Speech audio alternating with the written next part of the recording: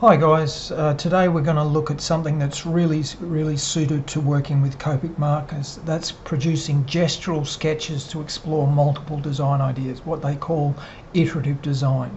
So in this particular case, you've got the shoe activity that you should be able to get down from the Blackboard folder. You've got a single shoe template there, and you should be able to sketch it by eye on a clean A4 sheet, such that you've got just a very rough line drawing that you can use as a gestural guide as the basis of the sketches that you're going to produce. So what I'm going to do is I've done this one at A4 just so it fits on screen nicely, but what we're going to do is render during this session a larger sheet that you would normally do at A3 size. So to begin with, I'm going to do one red shoe and one blue shoe. I'm using a Copic sketch marker in this occasion. I'll use both ends, but I'll do one of the sketch with the sketch marker using the brush end and one using the chisel end, just by way of comparison. So to begin with, what we're trying to do is just get a sense of the line work on the page. So we're concerned about the mass, or basically the gestural lines. So rather than working with the chisel point, we're working with the brush point, and we can get a feathered edge with the line which has a different visual on the page. So I'm going to have my light source coming from the upper left hand side, and I'm just drawing in some gestural line work there just to get some sense of shape on the design. Now that I've got that base wash in, I'm going to come in with a slightly darker colour. This is a yellow orange number 7, so it'll be pretty dark.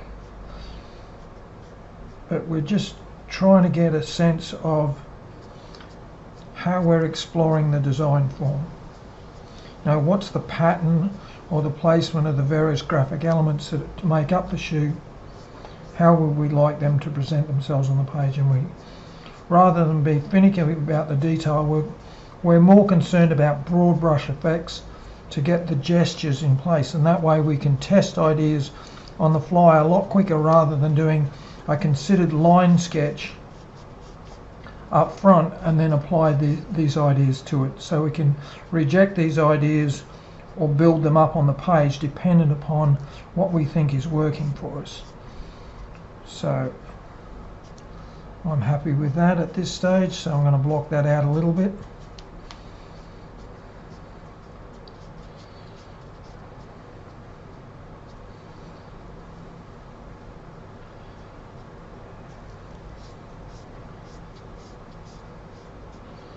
Okay, so we've got a shoe form there really quickly,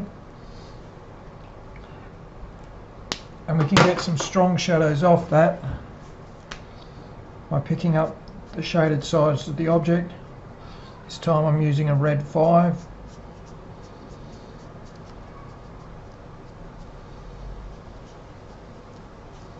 Just using the brush tip of the marker, so we get more blended effects with the brush tip.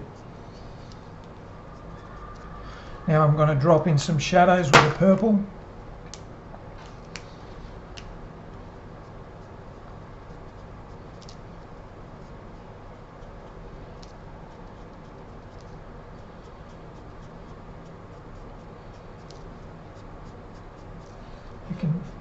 We can see whether it's working for us or not.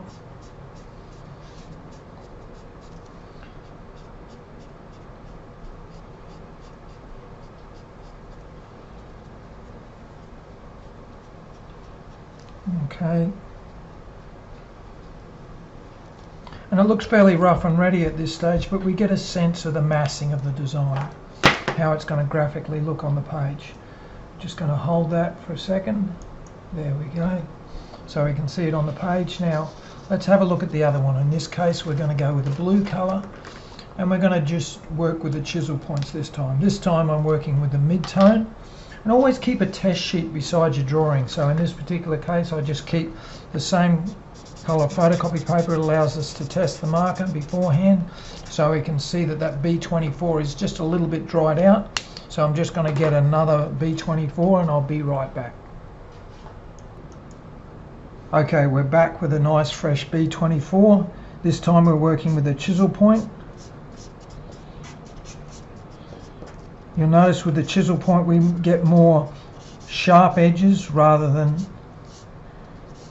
blended edges, so it's great for doing reflective materials, because with reflective materials our transitions are sharp and high contrast. With matte materials we want a more blended transition, so we can choose which markers we're going to use accordingly, or typically we can work around with most things, but for the most part the chisel point is great for doing sharp transitions, and the brush tip is great for doing blended ones. Okay, so let's get some bold strokes on the page there. That crack is B24. Now I'm going to go in with a B99.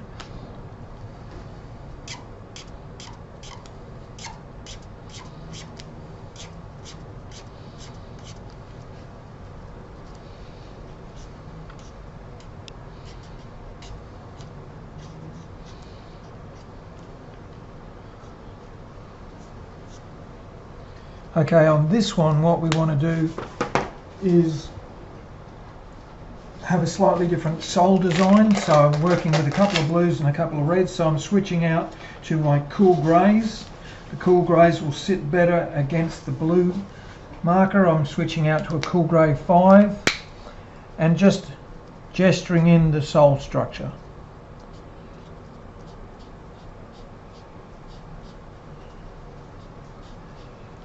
Okay.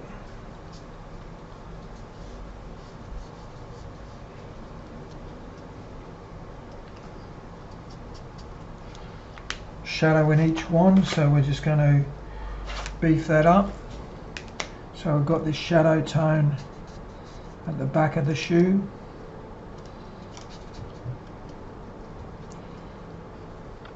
Now that doesn't look like that much at this stage, but it's the most significant stage in terms of exploring our design options.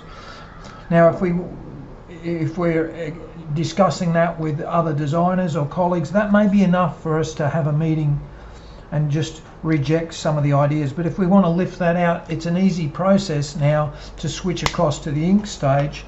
So we can work with an Artline 210, or the three pens that I'll be using for this, amongst other things, will be a Staedtler Lumicolor extra fine, my Pilot High-Tech V extra fine, and a Staedtler, an Artline 210 for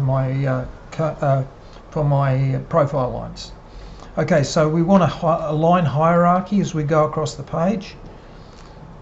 So to begin with, I'm just going to go around the back edges of each shoe. Just going to bring that up. So the process of doing these gestural sketches is to do your exploration with the marker up front rather than leaving the marker to the end. And then we can cut the design clear of the page. So I'm using the Artline 210 to refine the outer silhouette of the design.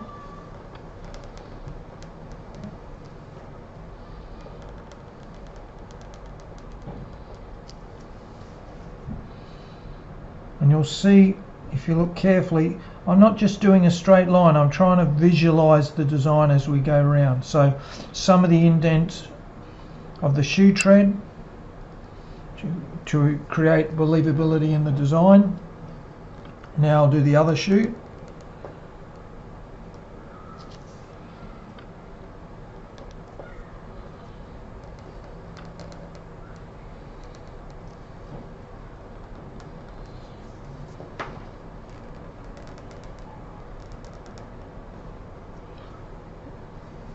Just move that across. Hope everyone is attempting this in their own studios, particularly at this current time, because we have to do all of this work in an isolated fashion, but that doesn't mean we need to be stalled in our progress. Okay, now we've got a profile line around the drawing. Now let's look at something new we haven't looked at before. So one thing that is worth exploring is in order to get textural effects on your drawings, particularly quick ones where you don't want to spend hours and hours.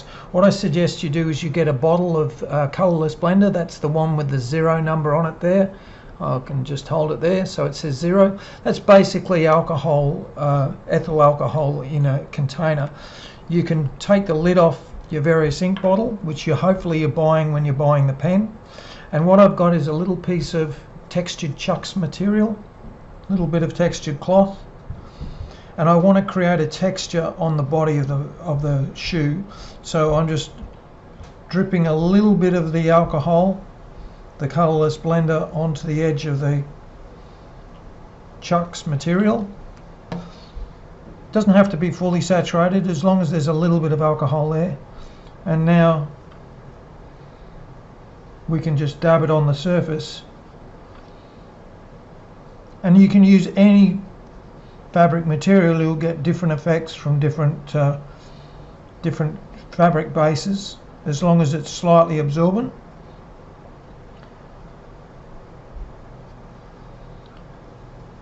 And there you've got, now I'll just hold it up on the blue one.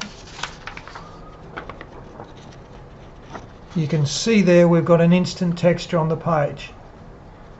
Okay, now let's go in and continue on with our detailing.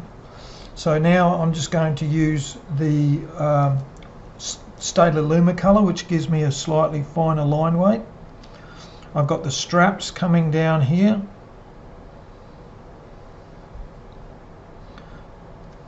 I can work off those gestural lines that we drew initially, which were just happenstance on the page. You know, something to give an effect. We had some sense of where the structure was going to go, but now we can actually build off that and create design detail.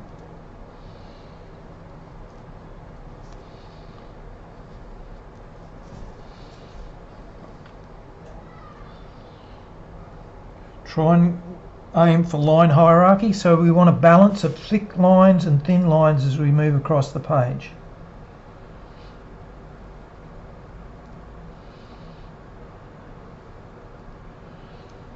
Okay, sharpen the line work up in key areas where we need to. Okay, we've got that pattern coming down the back there, so we want to make that clear on the surface.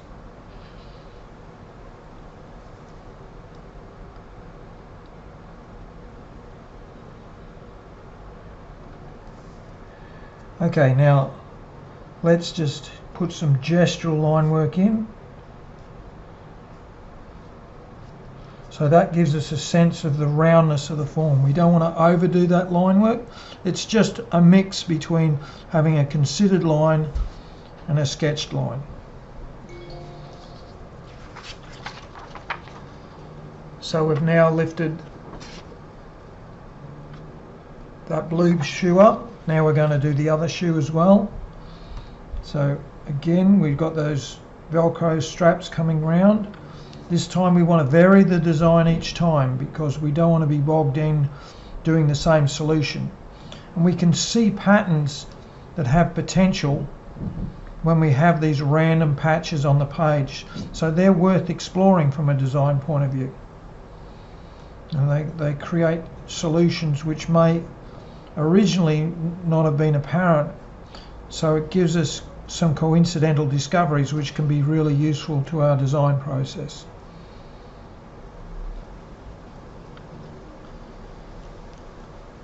Okay, a little bit heavy in the sole, but that's fine.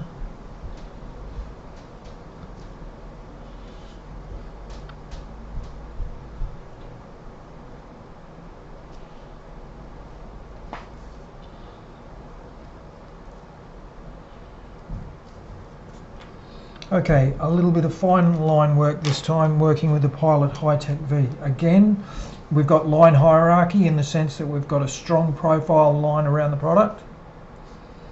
We've got some secondary lines using the Luma colour. And now we're just throwing in some textural effects on the Velcro strap.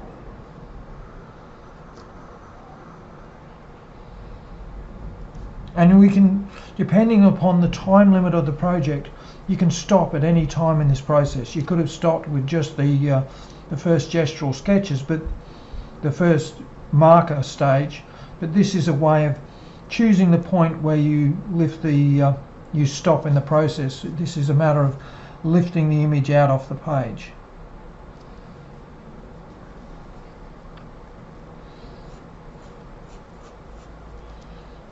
Okay.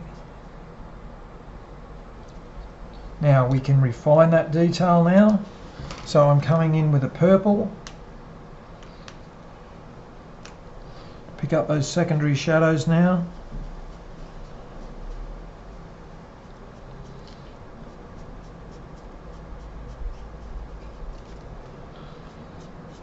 The shadow will be deeper with the light coming from the right hand side of the image, so we want the shaded surfaces to be on the left. We want some sense of highlight on the right. We want the shadows to reflect a consistent light source. So we might want to lift that colour. So one of the good things we can do with Copic markers is we can take a lighter colour and work back into the darker colour to lift it.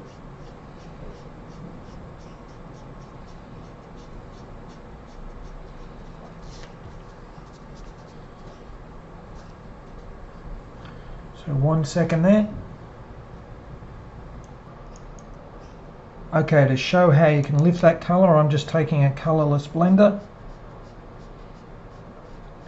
and pushing that colour back.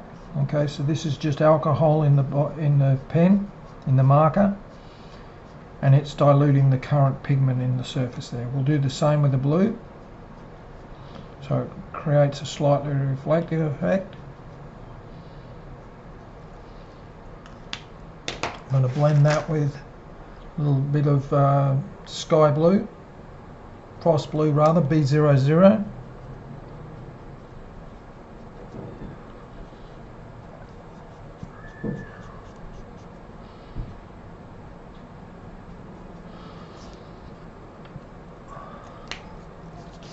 And we're just going to beef up the shadows a tiny bit. So we want to build up the colour of the page. Now if you check the back of the page and the colours are the same or the same, then that's as much pigment as you can get on the page. But what you'll see in this particular case, the back of the page is still slightly lighter than the front of the page, so we can build up the tonal values considerably at this stage. So if we want to make the image a little bit punchier,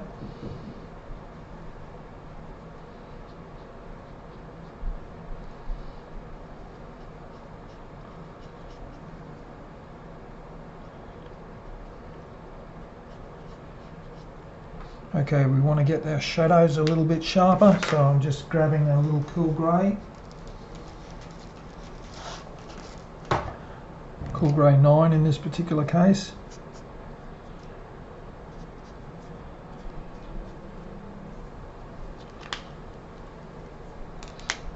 Looking at the secondary shadows on the tread of the shoe.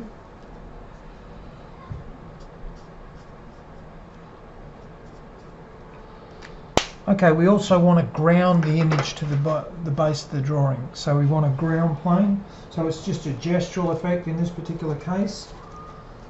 So I'm grabbing the brush tip of a Copic sketch. You can do it with a chisel point, so it's no problem if you do it with a Copic Classic.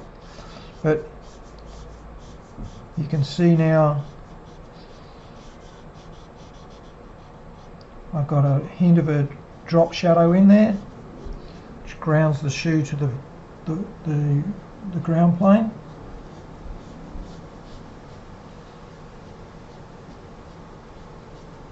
Okay, and remember to do your annotations.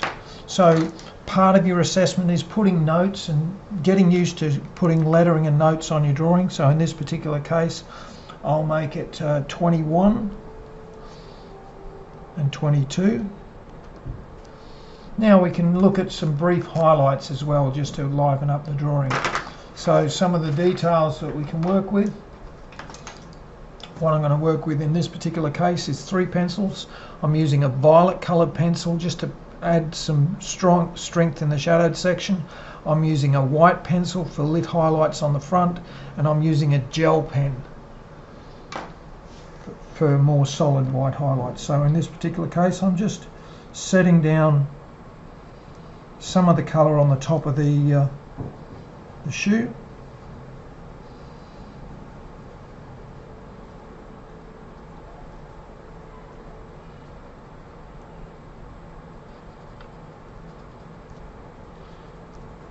Same with the top of the blue shoe, a little bit of highlight on the top edge. Okay, and now using the gel pen, I want some secondary details down here.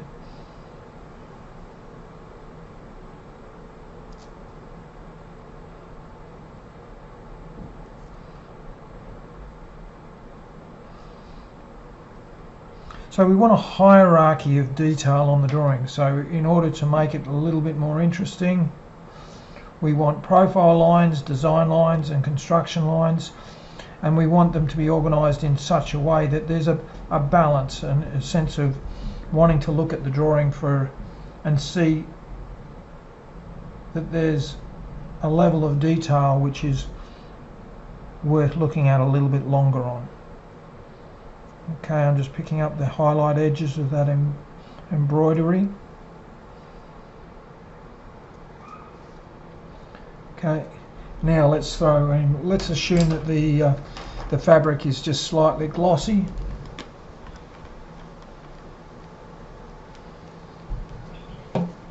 And I'm grabbing some liquid paper.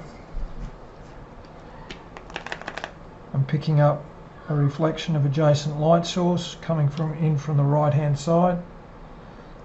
Not sure that we'll get them on a shoe, but you never know, it might be a slightly glossy material. Finishing touch, we'll just pop those shadows a little bit down the bottom.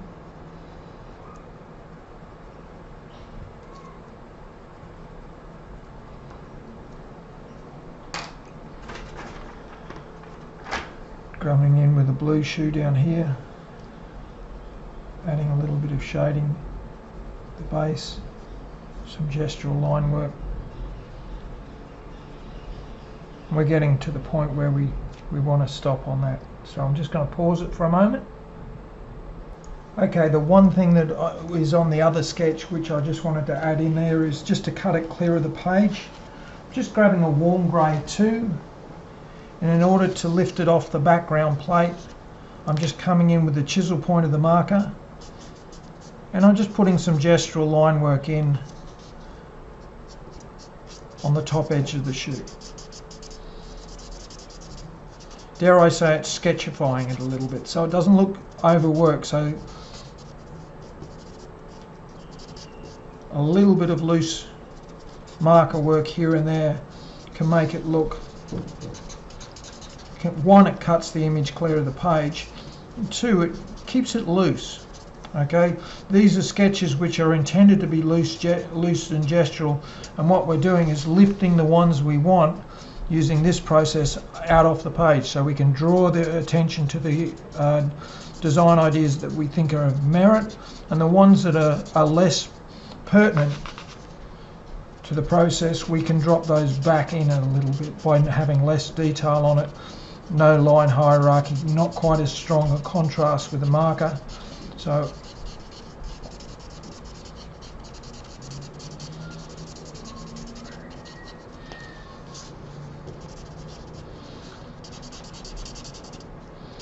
I'm just putting in a background plate for the moment.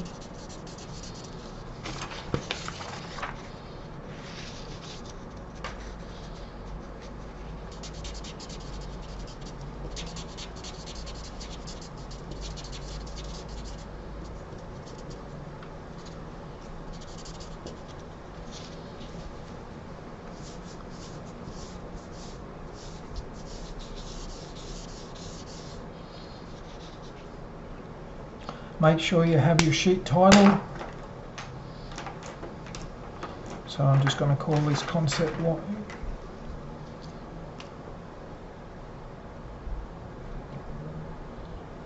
So those extra annotations bring the drawing to life. Blue concept.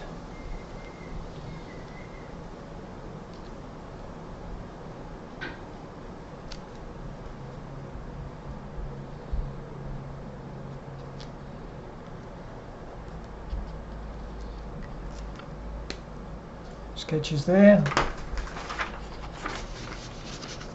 And what I'm doing at this point is I'm assuming it's a multiple sheet presentation. So I noticed looking at some of the work recently, everything forms part of the presentation.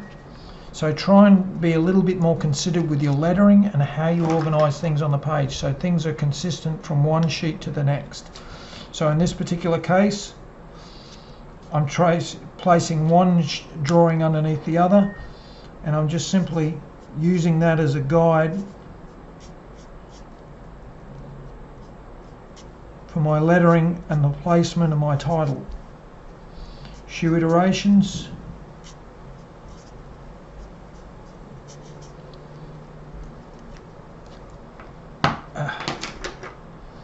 Activity 9A.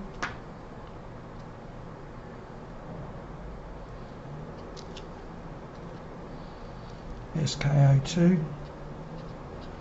Okay, and we're taking that across.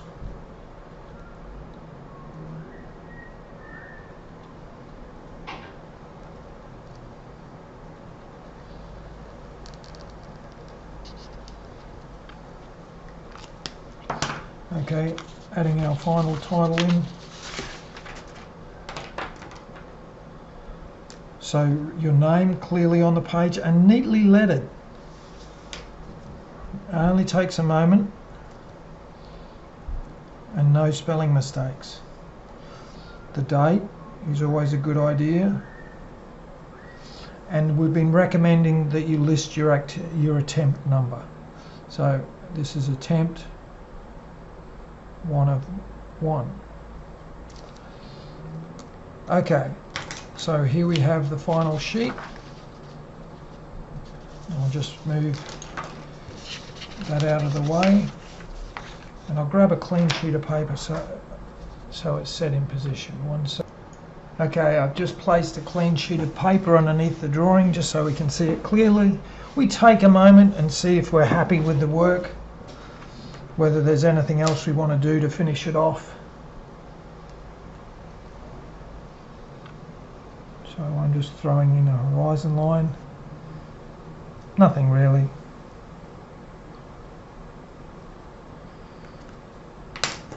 Those final touches are just fun. You don't want to overdo it, but they also activate the drawing at the end of the day. They give that depth of detail which can be compelling.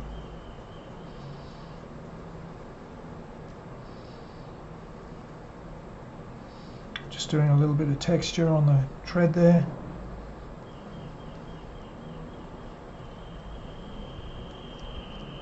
Okay, I think that's looking pretty good. Now let's go back to our base sheet, which for the purpose of the exercise I've done at A4, and we'll do a quick recap. So the stages that we're looking at with the image is step 1, we just make sure we've just got a very faint ghosted construction line with a plan of the page. So I knew at the very outset how many shoes I was going to have in the presentation. I knew where my title block was going to be, and I had a foundation or a framework, a graphic grid that I'd hanged everything off. So I knew that I was going to have a good outcome once I'd filled out the page. Step 2 is I took my markers, which I'd laid to one side to begin with. I got a test sheet, made sure that the markers are fresh, and then I've just done some gestural line work on there, not with a clear idea of the design intent, but to generate design ideas and thinking. So loose thinking gestural lines with a big broad brush pen, either with the brush tip or the chisel tip, will create coincidental discoveries which will make the design come to life in a lot of cases. Some you'll reject, some you'll think will work really well. Then I've come back in with a variety of black line pens on the design solutions which I think have merit.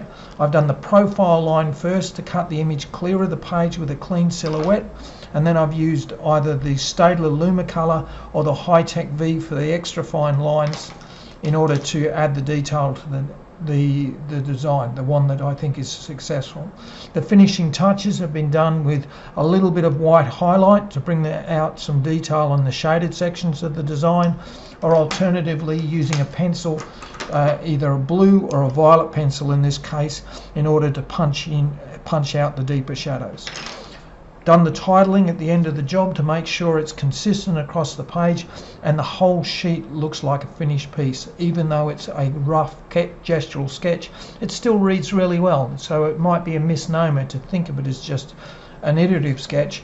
You want it to be interesting and compelling to other designers and to your clients. Okay, I hope that generates some ideas and gets you working on the next activity. All the best. Cheers guys. Bye.